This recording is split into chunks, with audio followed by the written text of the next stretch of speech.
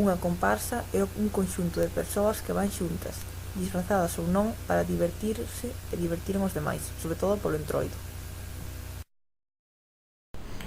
Na actualidade, úsase en ámbitos como o entroido. Os seus sinónimos son séquito, cortexo, comitiva, escolta, acompañamento e desfile. A orixe de comparsa é italiana. O galego, o castelán e o francés adquiriron esta palabra do participio feminino do verbo comparire, que significa aparecer.